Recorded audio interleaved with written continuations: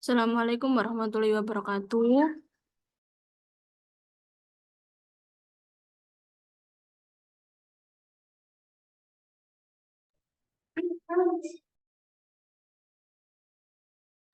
Kami dari kelompok 5.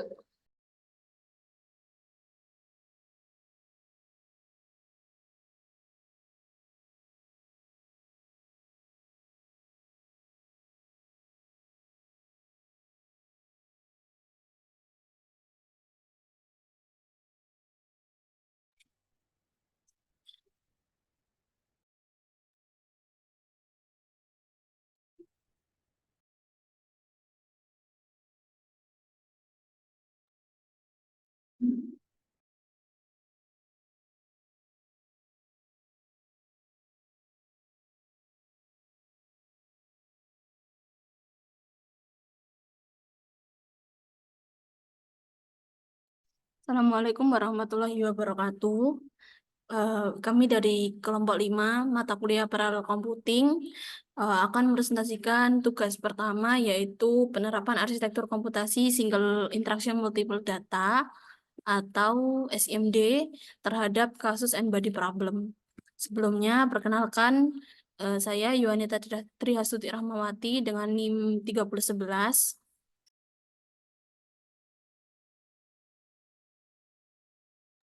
Saya Ali, NIM 371. Saya Raihan Izzuddin dengan NIM 3017.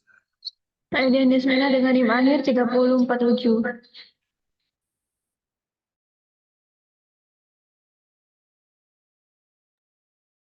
Untuk yang pertama yaitu tambahkan jumlah objek yang disimulasikan minimal 10 objek. Dengan posisi awal silakan ditentukan sendiri atau dapat berupa koordinat acak. Di sini terdapat variabel massa yang menggunakan tipe data array dengan jumlah yaitu 1000 dikali dengan 10 sesuai dengan jumlah objek. Kemudian untuk posisinya kami menggunakan random posisi.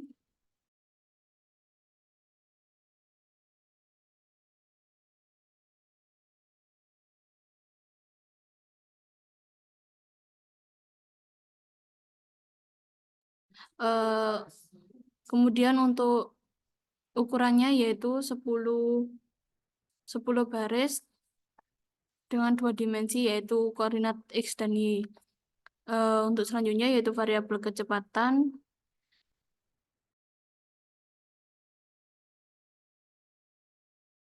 Membentuk 10 baris dengan 2 dimensi.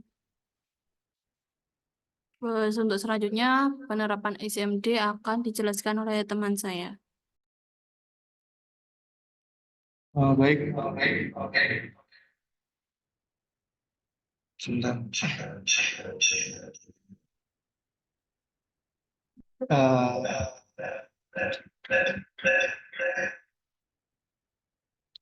Jadi di sini pertama kita akan menggunakan import NumPy. Jadi NumPy ini akan digunakan untuk operasi numbering pada array. Lalu ada tkinter. Nah, di sini kita membuat interface-nya. Ada reading digunakan untuk menjalankan fungsi secara bersamaan atau paralelnya. Lalu ada number yang digunakan untuk optimalisasi performa kode. Yang selanjutnya di sini ada function hitung total gaya yang digunakan untuk menghitung gaya total yang bekerja pada setiap objek dalam sistem simulasi gravitasi.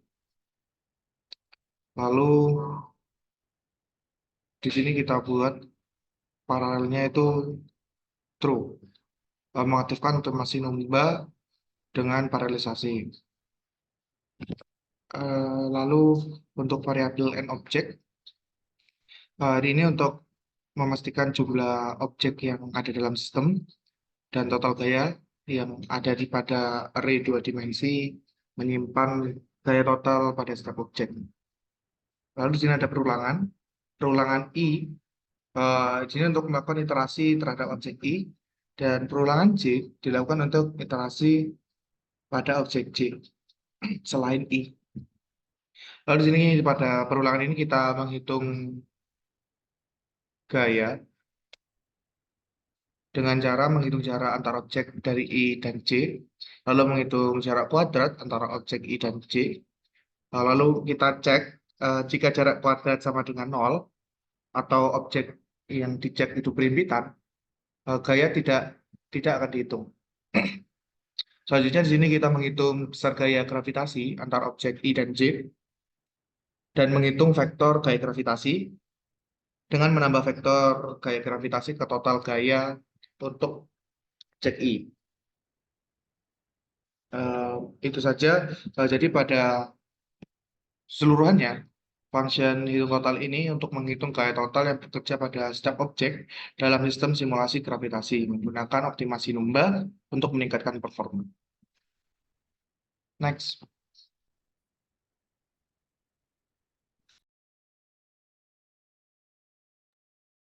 Baik selanjutnya, running program.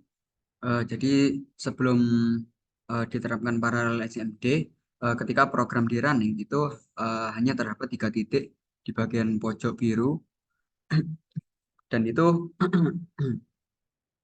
kemudian nah untuk running sebelum SMD ini dilakukan kurang lebih 1187 detik dengan waktu yang sangat cepat. Kemudian sesudah penerapan running, sesudah paralel SMD, ini untuk waktu awalnya ketika pertama kali di run itu masih waktu simulasinya 0 detik dengan frame counternya 8, sudah terdapat kurang lebih 10 titik dengan titik awal random.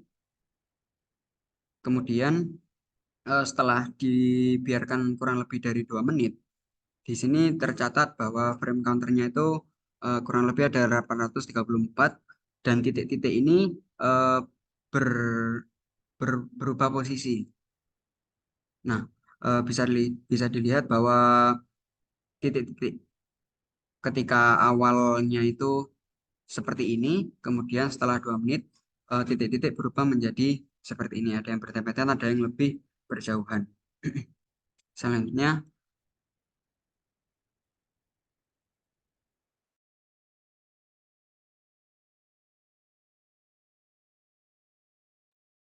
Untuk selanjutnya yaitu nomor 4, analisis perbedaan sesudah dan sebelum implementasi arsitektur. Untuk sebelum implementasi arsitektur, yang pertama, program yang dijalankan banyak menghabiskan memori karena banyak fungsi dijalankan satu persatu, lalu dijalankan sesuai dengan sistematis pemanggilan. Untuk yang kedua, eksekusi program runtime lebih lambat. Yang ketiga, penggunaan CPU lebih sedikit. Untuk sesudah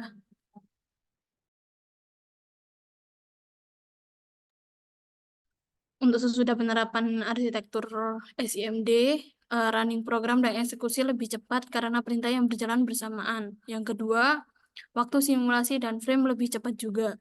Dan yang ketiga, penggunaan CPU-nya mengambil memorinya lebih banyak.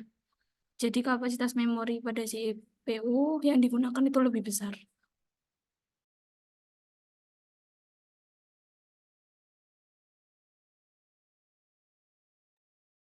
Lalu selanjutnya analisis penggunaan CPU antara program sesudah diterapkan arsitektur paralel dan program yang belum menerapkan.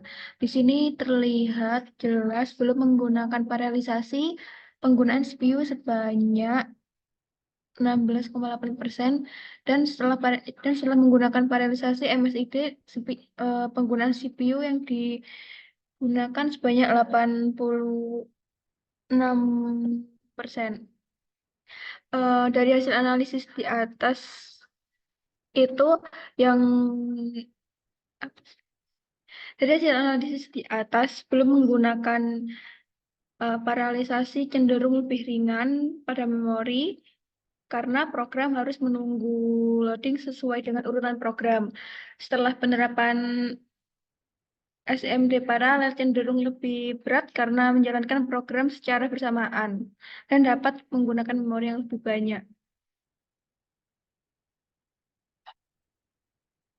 Baik, mungkin kesimpulannya di sini ketika kita menggunakan SMD biasa sebelum paralel, penggunaan CPU-nya itu lebih sedikit dikarenakan program dijalankan secara bergantian, dan sedangkan pada saat penggunaan paralel program dijalankan secara bersamaan yang menyebabkan penggunaan CPU itu lebih banyak. Namun kelebihan yang didapatkan dari paralel, kita dapat menjalankan sebuah data besar dengan cepat, berbeda dengan kita menggunakan yang tidak paralel. Kalau kita tidak menggunakan paralel, waktu eksekusinya cenderung lebih lama daripada yang menggunakan paralel. Jadi kesimpulannya tidak ada kode yang sempurna, semua kode ada kelebihan dan kekurangannya. Gunakan kode sesuai dengan kebutuhan user. Terima kasih. Sekian dari kelompok kami. Mohon maaf apabila ada salah kata. Kami tutup. Wassalamualaikum warahmatullahi wabarakatuh. Bisa